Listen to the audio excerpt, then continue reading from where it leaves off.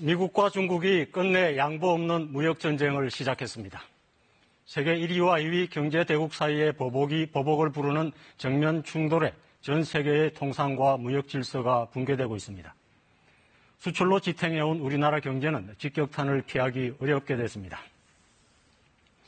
미국이 340억 달러 규모 800여 개 중국산 품목에 25%의 관세를 부과했습니다. 중국도 곧바로 같은 규모의 맞대응 카드를 꺼냈습니다.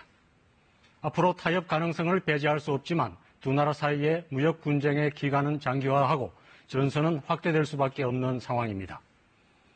이미 미국이 지난 2일 국가안보를 이유로 중국 차이나 모바일의 수입을 불허했습니다.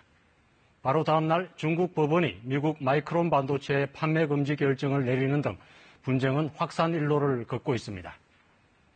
이 같은 초강대국 사이의 무역전쟁은 세계 경제에 먹구름을 들이우고 있습니다. 특히 수출 의존도가 절대적인 우리나라의 경우 막대한 타격이 우려됩니다.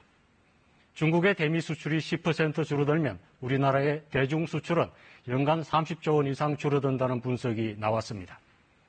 국회 예산처는 이미 시행된 한국산 철강과 세탁기 등에 대한 미국의 수입 규제만으로도 5년간 2조 6천억 원 규모의 수출 손실과 16,000명의 취업 기회가 사라질 것으로 내다봤습니다.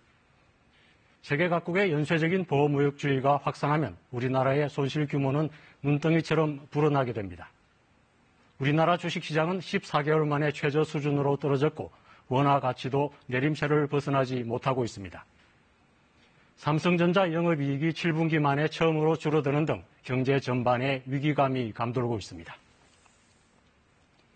세계적인 무역 분쟁 파고를 견디기 위해서는 예상되는 피해에 대한 면밀한 분석이 중요합니다.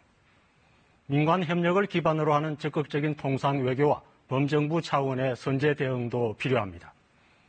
중장기적으로는 무역 다변화와 전반적인 경제 체질을 개선하는 전략도 철저히 마련해야 합니다. 뉴스 SL이었습니다.